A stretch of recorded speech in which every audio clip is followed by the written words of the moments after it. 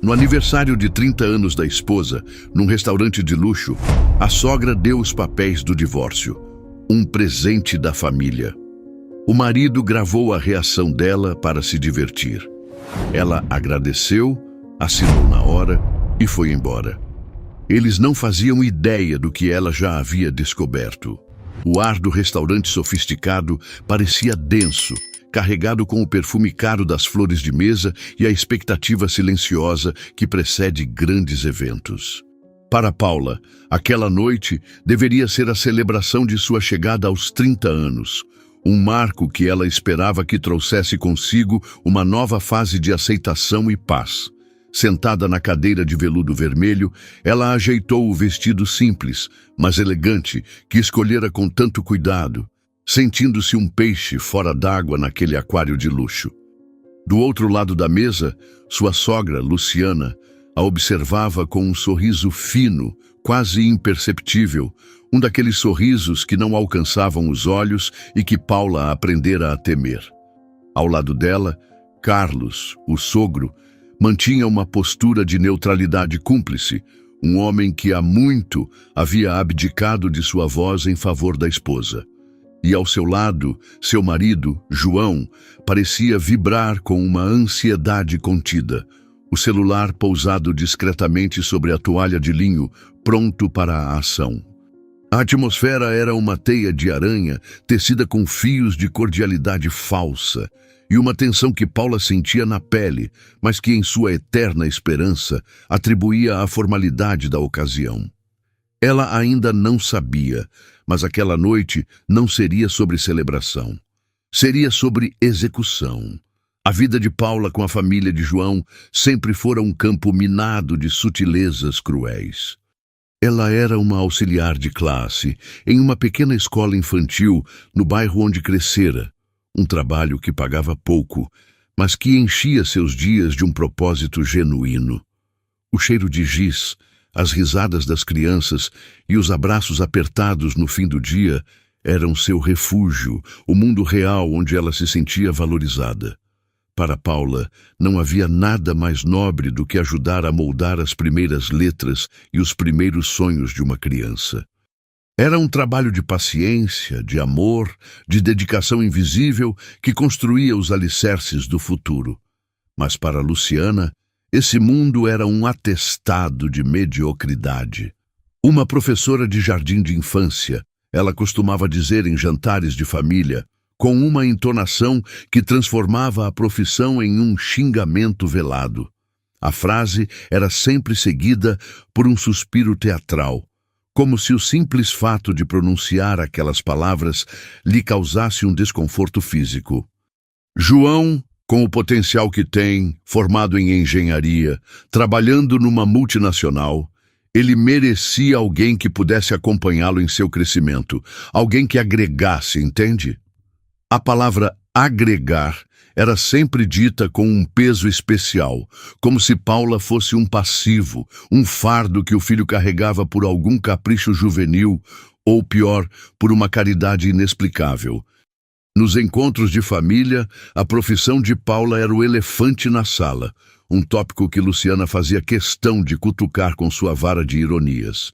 Se um primo anunciava uma promoção no mercado financeiro, Luciana olhava para Paula e dizia: "Vê, querida, o mundo dos negócios é tão dinâmico, exige tanto." A frase ficava no ar, a continuação implícita de que o mundo de Paula era estático e não exigia nada além de cantar ciranda cirandinha. Se uma prima recém-casada contava sobre as viagens internacionais que fazia com o marido executivo, a sogra comentava: "Que maravilha poder ampliar os horizontes, conhecer outras culturas. Isso enriquece tanto a alma e, claro, o currículo." Cada comentário era uma flecha envenenada, disparada com um sorriso nos lábios para que qualquer reação de Paula parecesse um exagero, uma falta de senso de humor. Carlos, o sogro, era uma figura fantasmagórica nesses eventos. Ele apenas balançava a cabeça, concordando silenciosamente com a esposa, seus olhos vazios de qualquer opinião própria. Ele era o eco de Luciana, a sombra que validava sua crueldade com uma passividade ensurdecedora. E João? João era talvez a maior de todas as decepções. No início do relacionamento, ele parecia admirar a paixão de Paula por seu trabalho. Dizia que achava lindo o jeito como os olhos dela brilhavam ao falar das crianças. Mas essa admiração foi se corroendo sob a chuva ácida e constante da desaprovação materna. Nos jantares, quando Luciana começava seu espetáculo, João desviava o olhar, envergonhado. Ele mexia no guardanapo, olhava para o teto, para o próprio prato, para qualquer lugar que não fosse o rosto da esposa, que buscava nele um pingo de apoio. Ele nunca a defendia, nunca dizia: "Mãe, pare com isso, eu amo a Paula e respeito o que ela faz."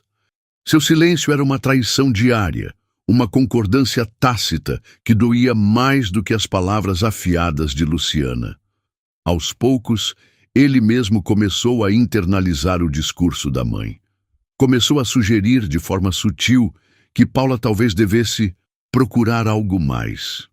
"Amor, você é tão inteligente", ele dizia nas raras vezes em que conversavam sobre o futuro. "Você poderia fazer um concurso público, tentar uma área administrativa. Pensa no salário, na estabilidade." O que ele chamava de preocupação, Paula o via como vergonha. Ele não queria que ela fosse mais feliz ou mais realizada. Ele queria que ela fosse mais apresentável, que tivesse uma profissão cujo nome soasse bem nos círculos sociais de sua família.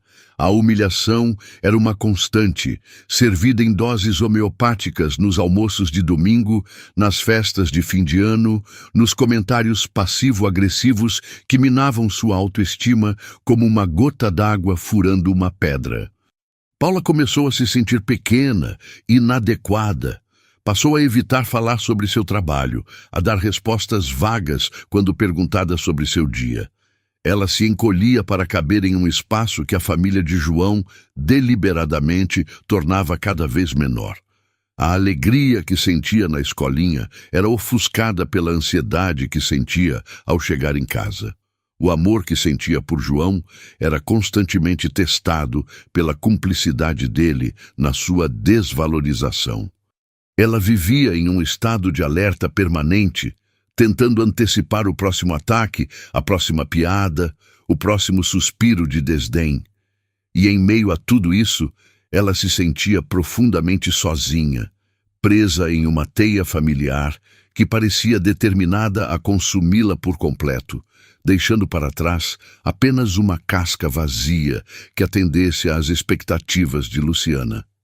Aquele jantar de aniversário, naquele restaurante caro, era apenas o ápice de um longo e meticuloso processo de demolição. Cansada de ser o alvo das piadas e do desprezo silencioso, Paula tomou uma decisão que mudaria o curso de sua vida, embora não da forma que ela imaginava. Se o problema era sua falta de nível, ela o elevaria. Juntou as economias que guardava para uma emergência, sacrificou suas poucas horas de descanso e matriculou-se em um curso noturno de pedagogia em uma universidade particular. Não era a USP ou a Unicamp que Luciana tanto idolatrava, mas era um passo. Era um sonho antigo, uma forma de validar sua paixão e, quem sabe, alcançar um novo patamar profissional que finalmente silenciaria as críticas. As noites se tornaram uma maratona de ônibus lotados, aulas densas e madrugadas debruçadas sobre livros, com o cheiro de café velho impregnado em seus cabelos e a exaustão pesando em seus ombros. Ela chegava em casa depois das 11, com o corpo moído, mas com uma centelha de esperança no peito. Cada conceito aprendido, cada trabalho entregue, cada nota alta no boletim era uma pequena vitória pessoal, um tijolo que ela colocava na construção de sua nova identidade. Quando finalmente criou coragem para contar a novidade à família do marido, durante um almoço de domingo, esperando um pingo de reconhecimento, a reação de Luciana foi um balde de gelo. "Faculdade à noite? Ah, querida, que esforço!" lhe disse ela, com um tom de falsa compaixão, enquanto cortava seu filé mignon com precisão cirúrgica. Mas você sabe que o mercado é competitivo. Um diploma desses hoje em dia não garante nada. É só um papel na parede. Ela fez uma pausa, limpou os lábios com o guardanapo de tecido e continuou, olhando para João. O que o seu marido precisa, e o que toda família de bem espera, é de uma esposa com um círculo social elevado, com contatos, com um sobrenome que abra portas. Não com um canudo de uma faculdade qualquer de periferia. A palavra periferia foi dita com um nojo contido, como se fosse algo sujo. Cada palavra era um golpe, desferido com a precisão de quem sabe exatamente onde dói. Aquele esforço monumental, que para Paula era um ato de coragem e superação, era reduzido a nada, a uma tentativa patética de se encaixar em um mundo que, segundo Luciana, jamais a aceitaria. João, mais uma vez, permaneceu em silêncio, o olhar fixo em seu prato, como se a comida fosse a coisa mais interessante do mundo. Naquele momento, Paula entendeu que não importava o que ela fizesse, não importava se ela se tornasse a melhor pedagoga do país, se ganhasse um prêmio Nobel. Para Luciana, ela sempre seria a garota simples do bairro errado, a mulher que não era boa o suficiente para seu filho precioso. A luta não era para ser aceita, a luta era para sobreviver àquela rejeição constante. E a energia para lutar estava se esvaindo. Apesar do desencorajamento brutal de Luciana, Paula persistiu. A faculdade, que antes era uma ponte para a aceitação, transformou-se em uma fortaleza pessoal.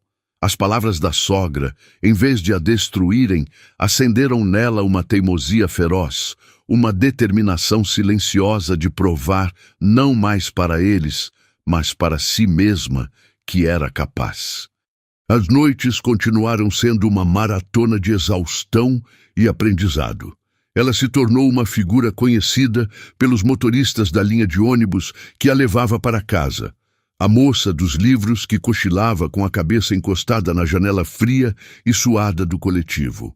Em sala de aula, ela absorvia cada palavra dos professores, participava dos debates com uma paixão que impressionava os colegas, muitos deles jovens que ainda não entendiam o peso de uma segunda chance. Paula não estava ali por obrigação ou para cumprir um rito de passagem. Estava ali para reconquistar um pedaço de si mesma que a família de João tentava arrancar à força. Seus trabalhos acadêmicos, que mesclavam a teoria de Piaget e Vygotsky com a experiência prática e visceral do chão de uma creche, recebiam elogios constantes. "Você tem uma sensibilidade rara, Paula", disse-lhe uma professora após a apresentação de um seminário. "Você não apenas entende a teoria, você a sente." Nunca perca isso. Aquelas palavras eram como um bálsamo para as feridas abertas pelas críticas de Luciana. Eram a prova de que, em algum lugar, seu valor era reconhecido. Enquanto sua vida acadêmica florescia, seu casamento murchava. João parecia cada vez mais distante, um estranho que dividia a mesma cama. O apoio que ele nunca deu se transformou em uma irritação mal disfarçada. Ele reclamava do cansaço dela, das noites em que ela chegava tarde demais para cumprir suas obrigações de esposa. Reclamava do dinheiro gasto com as mensalidades e os livros, sugerindo que aquele investimento não teria retorno. "Você está se matando por um sonho que talvez nem se realize, Paula", ele disse certa noite, enquanto ela estudava na mesa da cozinha. "Enquanto isso, nossa vida está parada. Meus amigos viajam, saem para jantar. E nós? Você está sempre cansada ou estudando?" Ele não via o sacrifício dela como um esforço conjunto para um futuro melhor, mas como um obstáculo para o seu conforto presente. A cumplicidade que um dia existiu entre eles havia se dissolvido, substituída por um ressentimento que pairava no ar como uma névoa tóxica. Paula percebeu com uma dor surda no peito que estava lutando em duas frentes, contra a hostilidade aberta de sua sogra e contra a indiferença corrosiva de seu marido. O ambiente na escola infantil, que sempre fora seu porto seguro, também começou a mudar. A diretora, Dona Elvira, uma senhora de bom coração, mas sobrecarregada, anunciou cortes no orçamento. As turmas ficaram mais cheias, os materiais mais escassos. O trabalho de Paula, que já era exigente, tornou-se hercúleo. Ela se desdobrava para dar atenção a 25 crianças pequenas, limpando narizes, mediando disputas por brinquedos, contando histórias e ainda tentando aplicar as novas técnicas pedagógicas que aprendia na faculdade. O salário, que já era baixo, parecia ainda menor diante do esforço sobre-humano.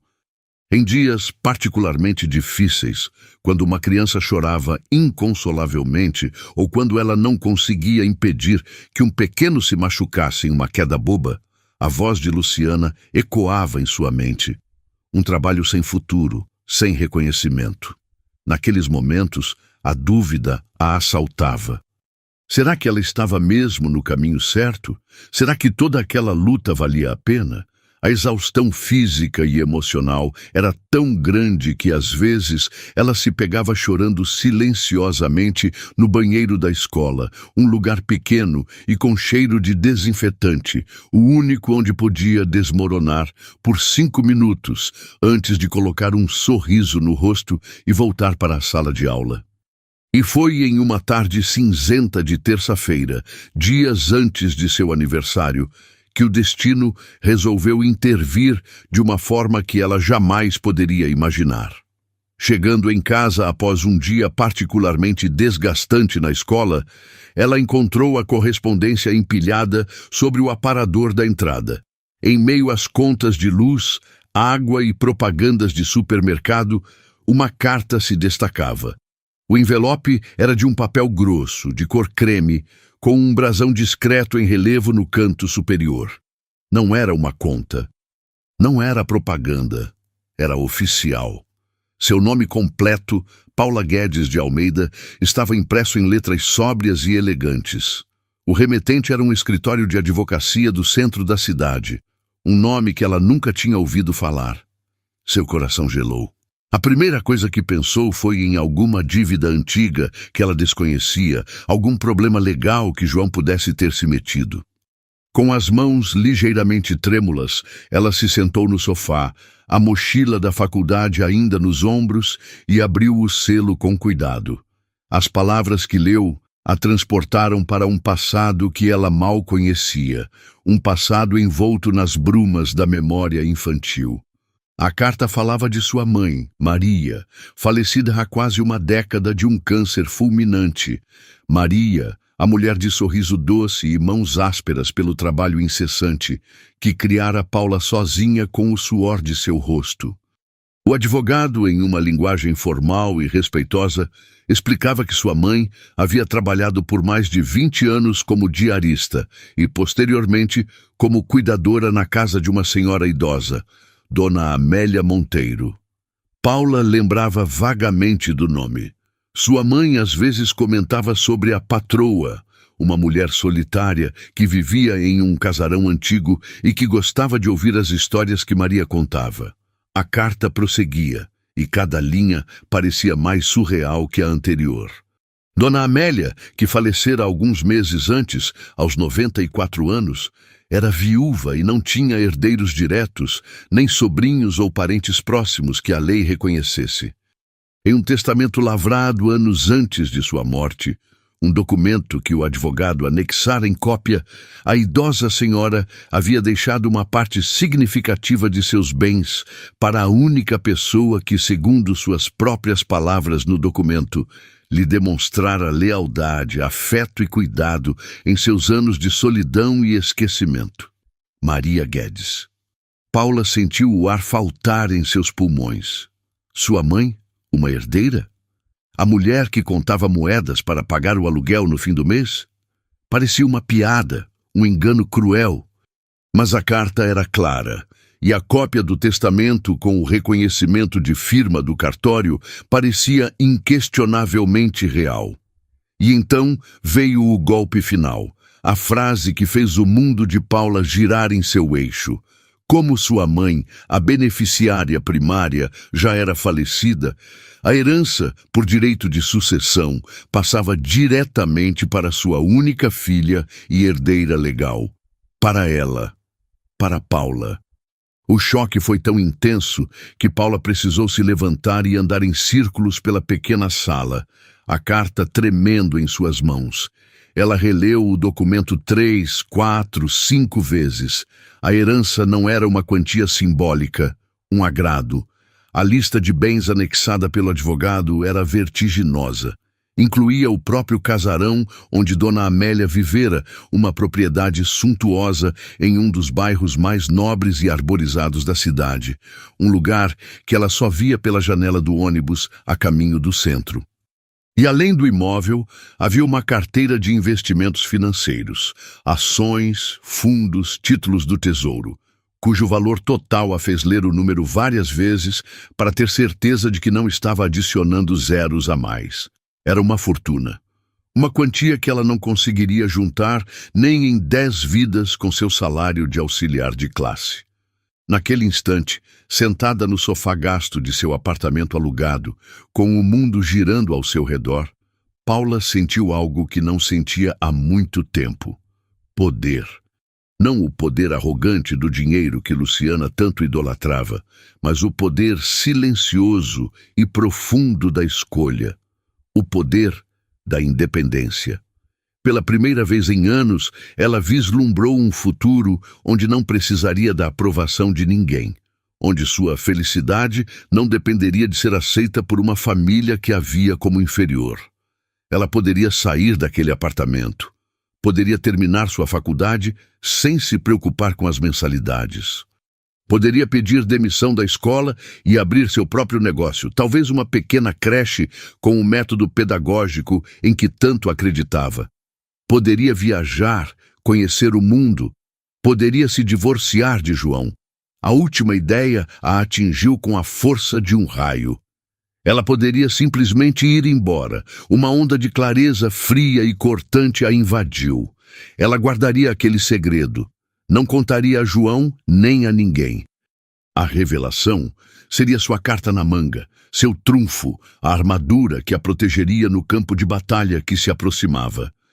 Ela sentia, com uma intuição visceral, que o jantar de seu aniversário, que Luciana estava planejando com tanto afinco, não seria uma celebração.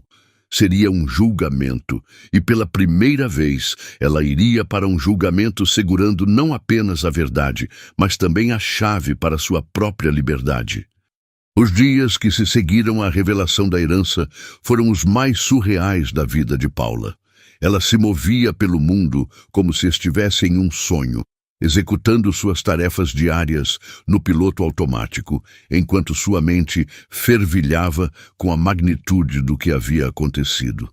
A carta do advogado e a cópia do testamento estavam escondidas no fundo de sua gaveta de roupas íntimas, dentro de um envelope pardo, um segredo explosivo guardado sob pilhas de sutiãs e calcinhas de algodão.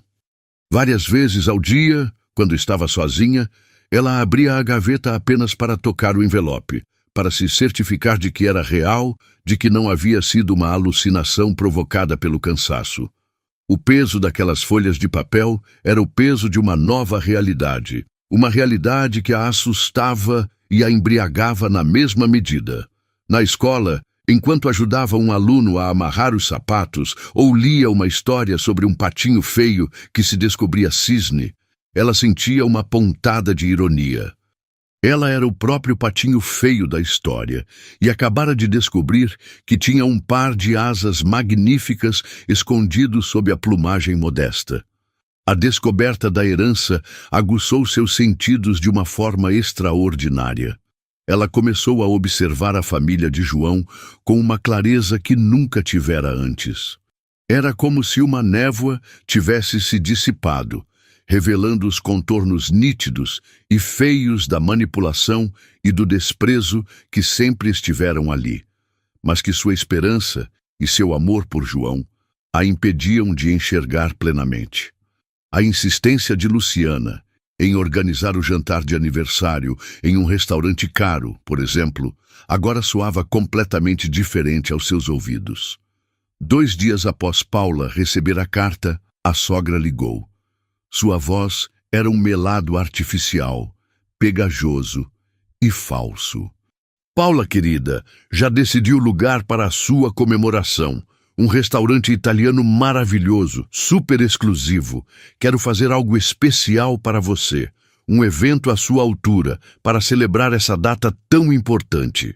Antes, Paula teria se agarrado àquelas palavras com uma gratidão desesperada, vendo-as como um ramo de oliveira, um sinal de que seus esforços na faculdade estavam talvez começando a ser reconhecidos.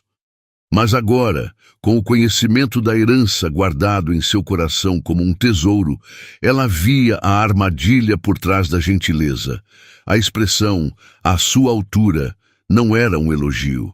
Era o prenúncio de uma humilhação planejada para acontecer em um palco grandioso. O comportamento de João também se tornou transparentemente suspeito. Ele, que mal se lembrava da data do aniversário dela nos anos anteriores, de repente se mostrava animadíssimo com a festa surpresa que sua mãe estava organizando.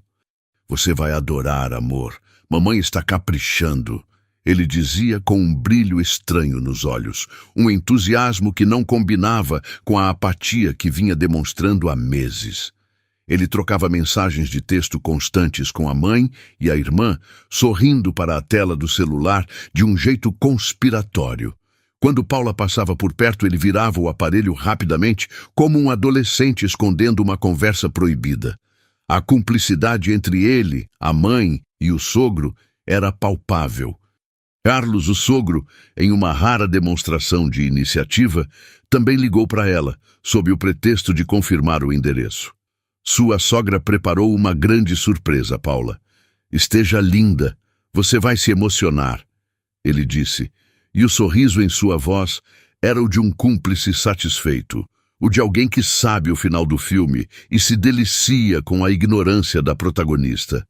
Paula concordou com tudo, desempenhando com maestria o papel da nora ingênua e grata.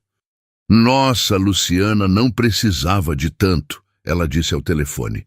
"Que gentileza da parte de vocês. Estou muito feliz." Cada palavra era uma peça que ela movia em seu próprio tabuleiro de xadrez. Um jogo silencioso que só ela sabia que estava sendo jogado. Enquanto eles planejavam sua emboscada, Paula planejava sua defesa, e sua defesa seria a verdade. Ela entrou em contato com o advogado, Dr. Arantes, um senhor de voz calma e paternal que a tratou com uma dignidade que ela não recebia em sua própria casa. Ela foi ao escritório dele em uma tarde em que disse a João que teria uma aula extra na faculdade. O prédio imponente no centro da cidade, com seu mármore frio e elevadores silenciosos, a intimidou por um momento, mas a sensação se dissipou assim que Dr. Arantes a recebeu. Ele explicou pacientemente cada cláusula do testamento, cada detalhe sobre os investimentos, cada passo do processo de inventário. Ele falou sobre Dona Amélia, a patroa de sua mãe, descrevendo-a como uma mulher de personalidade forte, mas muito solitária, que via em Maria uma confidente, quase uma filha. "Sua mãe falava muito de você para ela, Paula", disse o advogado, e os olhos de Paula se encheram de lágrimas.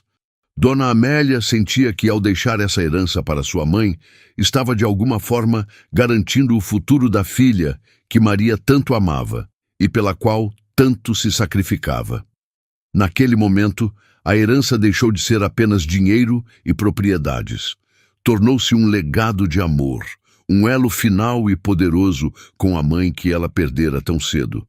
Ao sair do escritório, com cópias autenticadas dos documentos mais importantes guardadas em sua bolsa, Paula se sentia outra mulher.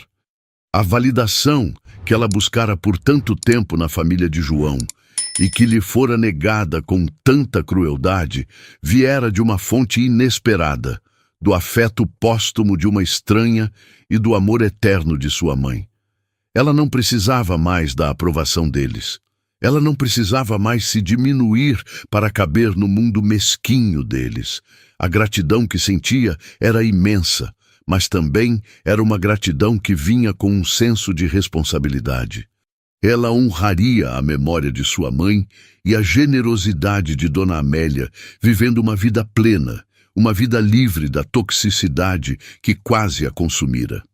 O plano para o jantar de aniversário começou a se formar em sua mente, não como um ato de vingança, mas como um ato de libertação. Ela não iria para a guerra, iria para a sua declaração de independência. Nos dias que antecederam a festa, Paula se preparou como uma atriz se prepara para o papel de sua vida. Ela continuou sua rotina, foi para a escola, para a faculdade, cuidou da casa. Mas por dentro, ela estava em um estado de calma e foco absolutos. Ela observava João com uma distância quase clínica, notando como ele evitava seu olhar, como seus toques eram protocolares, desprovidos de qualquer afeto genuíno. Ele estava apenas cumprindo um papel, esperando o momento de dar o golpe final. A ironia era que ela também estava atuando, e sua performance era infinitamente mais convincente. Na véspera de seu aniversário, ele a abraçou na cama. Um abraço que pareceu ensaiado. "Amanhã será um dia inesquecível, meu amor", ele sussurrou em seu ouvido. "Sim, será", ela respondeu, com o rosto afundado no peito dele, para que ele não visse o sorriso determinado que se formou em seus lábios.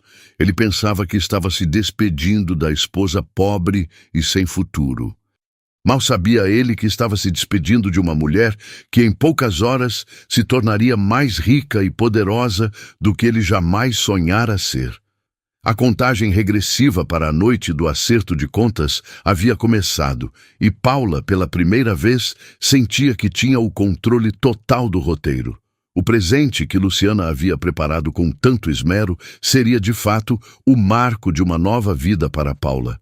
Mas o resultado final seria muito diferente do que a sogra havia planejado em seus sonhos mais maldosos. A noite do 30º aniversário de Paula chegou com um céu de veludo escuro, salpicado de estrelas indiferentes ao drama que estava prestes a se desenrolar na terra. Paula se arrumou com um cuidado ritualístico, uma calma que era a antítese da tempestade que se formava no horizonte de sua vida. Ela escolheu um vestido preto, de corte simples e tecido fluido, que comprara em uma liquidação meses antes. Não era uma peça de grife, mas em seu corpo, transformado pela nova autoconfiança, ele adquiria uma elegância discreta e poderosa.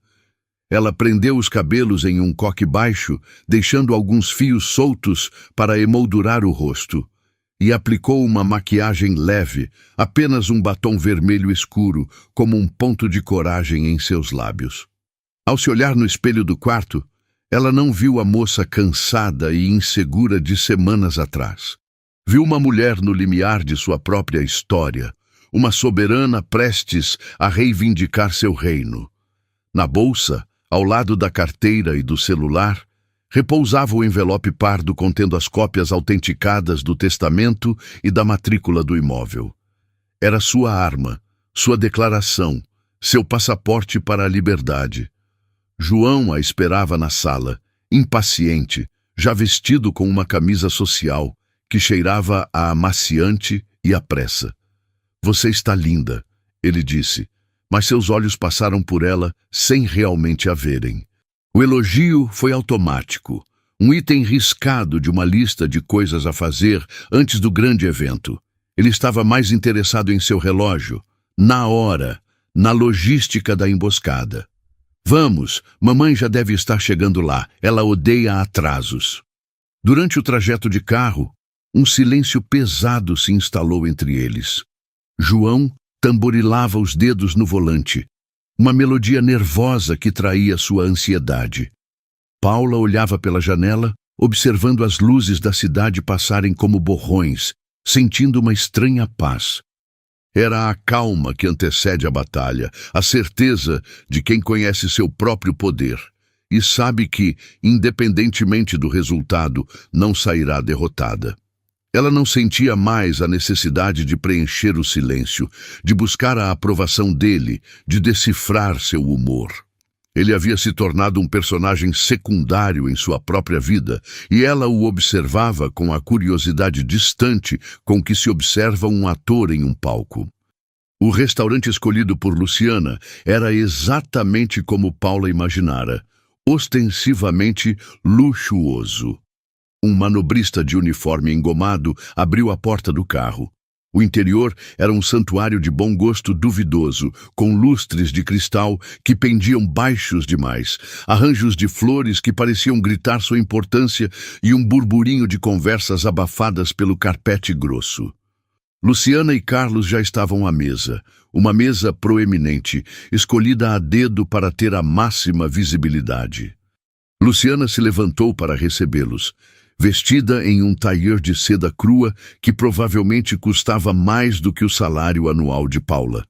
Ela deu 2 beijos no ar, um de cada lado do rosto de Paula, o perfume forte invadindo suas narinas. "Querida, feliz aniversário, você está adequada", disse ela, o elogio finalizado com uma avaliação rápida que ia dos sapatos ao cabelo, deixando claro que adequada era o máximo que se podia esperar. Carlos apenas acenou com a cabeça, um sorriso vago no rosto, já se servindo de uma taça de vinho tinto. A mesa estava posta para 4, mas a energia ali era a de um pelotão de fuzilamento esperando sua vítima. O jantar se arrastou em uma encenação de normalidade. Luciana falava incessantemente sobre sua última viagem à Europa, sobre o filho de uma amiga que acabara de passar em um concurso para diplomata, sobre a desvalorização do mercado imobiliário em bairros menos favorecidos. Cada assunto era uma oportunidade para traçar uma linha entre o mundo deles, o mundo do sucesso, do dinheiro, da relevância, e o mundo de Paula. Ela fazia perguntas a Paula sobre a faculdade, mas não esperava pelas respostas, interrompendo-a para contar uma anedota ou para chamar o garçom.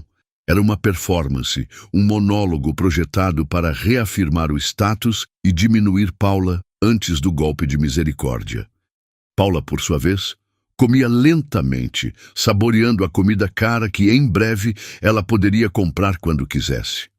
Ela respondia às perguntas com monossílabos, sorrindo serenamente, uma calma que começou a perturbar o roteiro de Luciana. A sogra esperava uma nora ansiosa, tagarela, desesperada por aprovação. Em vez disso, encontrou uma esfinge, uma mulher tranquila e observadora que parecia estar se divertindo com o espetáculo. João estava visivelmente tenso. Ele bebia seu vinho rápido demais e seu celular, que ele colocara discretamente ao lado do prato, piscava com notificações que ele lia de soslaio. Ele era um péssimo ator, sua culpa e ansiedade transbordando em cada gesto. Ele tentava puxar assuntos triviais, sobre futebol, sobre o trânsito, mas suas palavras morriam no ar, engolidas pela tensão que emanava de sua mãe. Ele era um fantoche no teatro de Luciana, e os fios estavam começando a ficar visíveis demais. Em um determinado momento, quando Luciana descrevia com detalhes a suíte presidencial do hotel em que ficara em Paris, Paula sentiu um impulso de pena por João. Ele havia trocado a chance de um amor genuíno e de uma parceria real pela aprovação de uma mãe que o via mais como um projeto de sucesso do que como um filho. Ele estava tão aprisionado naquela teia quanto ela, com a diferença de que ele acreditava que sua prisão era um palácio. Finalmente, após o prato principal ser retirado, Luciana sinalizou para o garçom. Era a hora. "Bem, acho que chegou o momento mais esperado da noite", disse ela, sua voz subindo um tom, projetada para alcançar as mesas vizinhas. "O presente de Paula." Ela sorriu, um sorriso largo e predatório, e seus olhos brilharam. Carlos se ajeitou na cadeira, ajeitando o nó da gravata, como um espectador se preparando para o clímax. E João, o diretor amador daquela tragédia, pegou seu celular. Ele não tentou mais disfarçar. Apontou o aparelho abertamente na direção de Paula, o dedo indicador pronto para pressionar o botão de gravar. A luz vermelha discreta que indicaria a gravação ainda não estava acesa, mas a intenção era clara como o cristal do lustre acima de suas cabeças. Ele queria capturar o momento exato em que o mundo de Paula desmoronasse. Queria o close-up de seu rosto se contorcendo em dor e humilhação. Queria a trilha sonora de seus soluços. Com um gesto teatral, Luciana tirou de sua bolsa de grife um envelope retangular, de um papel perolado que cintilava sob a luz do restaurante. Era elegante, caro e completamente desprovido de qualquer calor humano. "Paula, querida", começou ela, e sua voz era um veneno doce.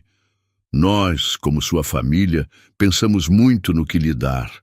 Algo que fosse significativo, algo que representasse uma mudança real em sua vida, um passo em direção a um futuro que você merece." Ela deslizou o envelope pela toalha de linho branco, fazendo-o parar exatamente em frente a Paula. O silêncio na mesa era absoluto. As conversas das mesas ao redor pareciam ter se distanciado, um zumbido indistinto no fundo.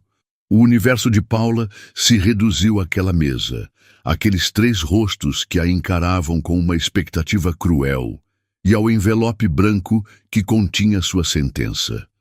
Ou, como ela agora sabia, sua carta de alforria. Ela olhou para Luciana, depois para Carlos, e por último para João, que a encarava por cima da tela do celular, o rosto tenso de antecipação. Ela respirou fundo, não de medo, mas de preparação. O espetáculo estava prestes a começar, e pela primeira vez ela era a diretora. O envelope perolado repousava sobre a toalha de linho como uma promessa de gelo. Paula o encarou por um longo momento, sentindo os olhares de seus 3 algozes fixos nela, pesados como pedras. O mundo ao redor parecia ter se dissolvido em um borrão de luzes e murmúrios. Só existia aquela mesa, aquele instante suspenso no tempo. João, com o celular erguido, finalmente pressionou o botão. Uma minúscula luz vermelha piscou no canto do aparelho. O olho do ciclope agora oficialmente aberto, faminto pela imagem de sua devastação.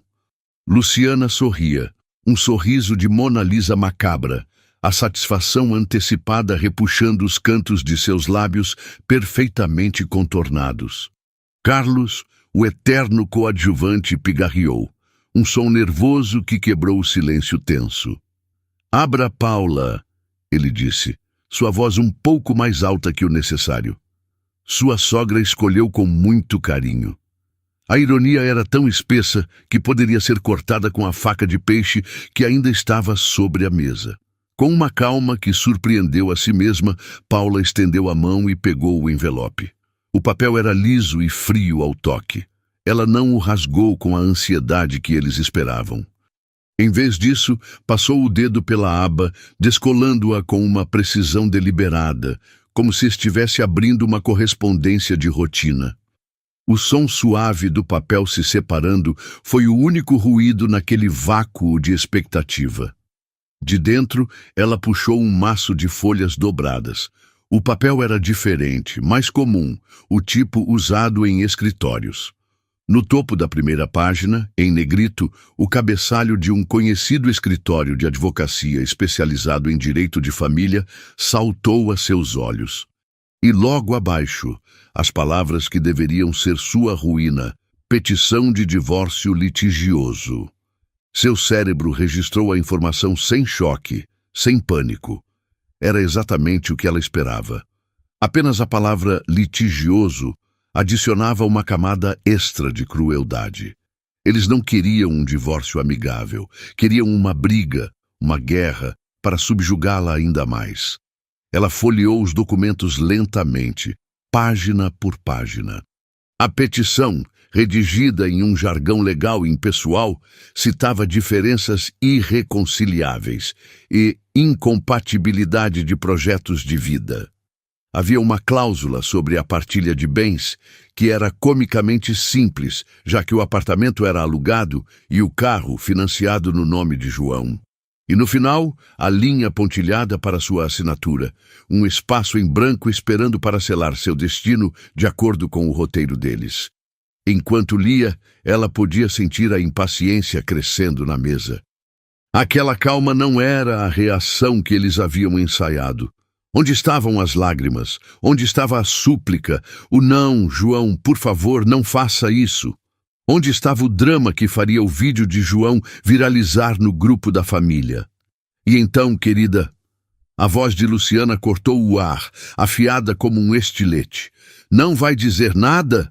Ficou sem palavras com a nossa generosidade? O sarcasmo era explícito agora. A performance da nora grata havia acabado. Paula levantou os olhos dos papéis. Ela não olhou para Luciana. Olhou diretamente para João, para o homem que um dia amara, que agora a filmava com a frieza de um documentarista da vida selvagem, registrando o abate de uma presa. Em seus olhos, ela não viu ódio nem tristeza.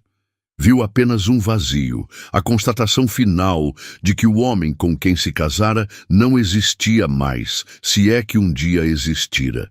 E então algo extraordinário aconteceu. Em vez de chorar, Paula sorriu. Não um sorriso forçado ou amargo, mas um sorriso genuíno, sereno, quase divertido, que iluminou seu rosto e confundiu completamente seus adversários. Uma caneta, disse ela, sua voz clara e firme. Vocês pensaram em tudo, imagino. Luciana, pega de surpresa, hesitou por um instante. Depois, como se retomasse o controle, tirou de sua bolsa uma caneta de grife, pesada e dourada, e a colocou sobre a mesa com um clique seco. Claro, querida, para facilitar as coisas. Paula pegou a caneta. O metal era frio e pesado em sua mão. Ela posicionou os papéis sobre a mesa, encontrou a última página, a da assinatura, e sob os olhares atônitos de Luciana, Carlos e João, assinou seu nome com uma caligrafia fluida e elegante. Paula Guedes de Almeida. O traço final foi um floreio de pura e inegável liberdade. Ela não hesitou, não tremeu. Foi o autógrafo mais importante de sua vida. Ela empurrou os papéis assinados de volta para o centro da mesa. O celular de João vacilou em sua mão, a imagem tremendo por um segundo. A testa de Luciana se franziu em uma expressão de completa perplexidade. Aquilo não estava no roteiro. A vítima não estava se comportando como vítima. Obrigada, disse Paula. E sua voz ressoou com uma sinceridade que os deixou ainda mais desorientados. Este é, sem a menor sombra de dúvida, o melhor e mais libertador presente de aniversário que eu já ganhei em toda a minha vida. O queixo de Luciana caiu, literalmente. Sua boca se abriu em um pequeno O de choque, a máscara de arrogância se estilhaçando em 1000 pedaços. Carlos piscou várias vezes, como se tentasse ajustar o foco de uma cena que não fazia sentido. João baixou o celular, esquecendo-se completamente de sua gravação. O quê? Ele balbuciou, a palavra saindo como um sopro. Você está assinando? Assim? Sem discutir? Discutir o quê, João? Ela respondeu, e pela primeira vez havia um toque de aço em sua voz. Que vocês são cruéis, que planejaram me humilhar publicamente no meu aniversário, que você é um covarde que se esconde atrás da saia da sua mãe. Não há nada para discutir, apenas para constatar e para agradecer. Vocês me deram a minha liberdade de bandeja. E então, antes que eles pudessem se recuperar do primeiro choque, Paula desferiu o segundo, o golpe de mestre que ela guardara com tanto cuidado. Com a mesma calma deliberada, ela se inclinou, abriu sua bolsa e tirou de dentro o envelope pardo. Ele parecia modesto, quase pobre, em comparação com o envelope perolado de Luciana, mas continha um poder infinitamente maior. Ela o colocou sobre a mesa, ao lado dos papéis do divórcio. Já que estamos em uma noite de presentes que mudam vidas e de grandes revelações, começou ela, e sua voz agora tinha um timbre de autoridade que fez todos na mesa se encolherem. Eu também tenho uma novidade para compartilhar com vocês. Ela fez uma pausa, olhando ao redor. As mesas vizinhas, que antes apenas observavam com curiosidade, agora estavam em silêncio, completamente cativadas pelo drama. Os garçons pararam a uma distância respeitosa. O restaurante inteiro havia se tornado seu palco. Alguns dias atrás, ela continuou olhando diretamente nos olhos de Luciana. Eu descobri que a vida, às vezes, tem um senso de justiça poético e maravilhoso. Descobri que a bondade e a lealdade da minha mãe, qualidades que vocês nunca souberam valorizar e que sempre foram motivo de desprezo para vocês, foram recompensadas de uma forma que vocês, em sua obsessão por status e dinheiro, jamais poderiam conceber. Ela abriu o envelope pardo e tirou de dentro a cópia do testamento. Ela desdobrou o documento e o alisou sobre a mesa. Eu recebi uma herança, anunciou ela, e as palavras soaram como um trovão no silêncio do restaurante. Uma herança deixada pela antiga patroa da minha mãe. Uma herança que inclui... Ela fez uma pausa, saboreando cada palavra. Uma casa em um dos bairros mais caros desta cidade. E uma independência financeira que me permite nunca mais, em toda a minha vida, ter que ouvir de ninguém que eu não sou à altura. O impacto daquelas palavras foi imediato e devastador. O rosto de Luciana passou do choque para a incredulidade e, em seguida, para uma palidez cadavérica. Carlos engoliu em seco, o pomo de Adão subindo e descendo em seu pescoço. E João olhava para Paula como se a visse pela primeira vez. O celular caiu de sua mão sobre a mesa com um baque surdo, a tela escura agora refletindo o rosto atônito de um homem que acabara de perceber que havia jogado fora um bilhete de loteria premiado no exato momento em que o prêmio era anunciado. A esposa que ele desprezava, a professorinha que o envergonhava, era agora, inacreditavelmente, uma herdeira. E ele acabara de assinar os papéis que o separavam dela e de sua fortuna para sempre. O silêncio que se seguiu à revelação de Paula foi mais profundo e mais pesado do que qualquer ruído. Era um vácuo, um buraco negro de choque que sugou todo o ar daquela mesa.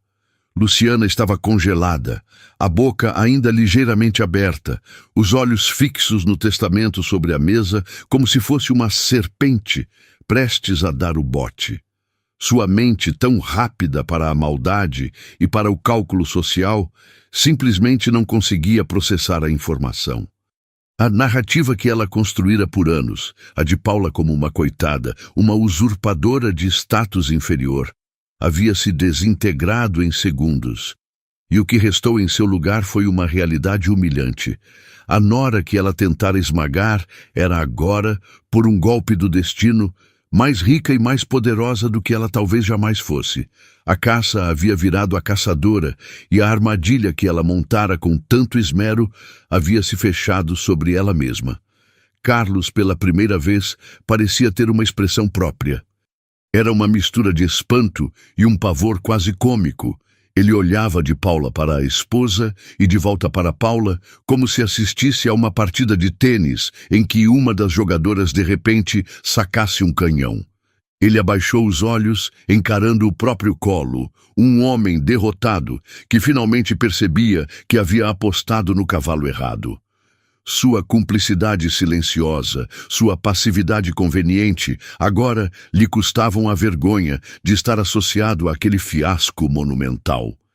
João, por sua vez, estava catatônico. O celular esquecido sobre a mesa era um epitáfio para sua estupidez. Ele olhava para Paula, para a mulher serena e forte à sua frente, e a imagem não se encaixava com a figura frágil que ele e sua mãe haviam tentado criar e destruir. A percepção do que ele havia perdido, não o dinheiro, mas a mulher que ele subestimara tão profundamente, começou a despontar em sua mente com a clareza dolorosa de uma manhã de ressaca. Ele não apenas se divorciara de uma herdeira, ele se revelara um homem pequeno, cruel e manipulado, e tudo isso fora testemunhado por um restaurante inteiro. E então o silêncio foi quebrado, não por ninguém da mesa, mas por um aplauso solitário que veio de um canto do salão. Foi o garçom que o servira, um jovem de olhar atento que assistira a tudo à distância. Seu aplauso foi hesitante no início, mas depois firme. E como uma faísca em palha seca, ele contagiou o ambiente. Uma senhora em uma mesa próxima, que ouvira claramente a declaração de Paula, começou a aplaudir também. Depois, seu marido. Em segundos, uma onda de aplausos se espalhou pelo restaurante. Eram os outros clientes, estranhos, que mesmo sem conhecer toda a história, entendiam a essência do que havia acontecido ali. Eles viram uma mulher ser encurralada e, em vez de sucumbir, ela se erguera com uma dignidade e uma força admiráveis. Eram aplausos para a coragem, para a reviravolta, para a justiça poética que raramente se vê fora das telas de cinema. Paula sentiu o rosto corar, não de vergonha, mas de uma emoção avassaladora. Ela olhou ao redor e viu os rostos sorridentes de estranhos. Pessoas que a apoiavam, que celebravam sua vitória. Era a validação mais pura e inesperada que poderia receber. Ela se levantou, a postura ereta, o queixo erguido. Alisou o vestido preto, um gesto simples que pareceu carregar todo o peso de sua transformação. Ela olhou uma última vez para os 3 rostos pálidos e chocados à sua frente. Não havia mais nada a ser dito. Sua vitória não precisava de um discurso. O silêncio deles, contrastando com os aplausos do restaurante, era a mais eloquente das conclusões. Com uma serenidade que era a sua maior vingança, Paula virou as costas para a mesa, para o casamento fracassado, para os anos de humilhação. E caminhou. Cada passo para fora daquele restaurante era um passo em direção à sua nova vida. O som dos aplausos a acompanhou como uma trilha sonora até a porta, um hino à sua libertação. Ao passar pela porta giratória e sentir o ar fresco da noite em seu rosto, ela respirou fundo, um ar que parecia mais limpo, mais leve. Ela não olhou para trás. Não precisava. O passado estava onde deveria estar. Atrás dela, reduzido a uma memória de uma peça teatral mal ensaiada em que os vilões acabaram se tornando os palhaços. O presente cruel de Luciana não fora o fim de sua história. Fora o prólogo.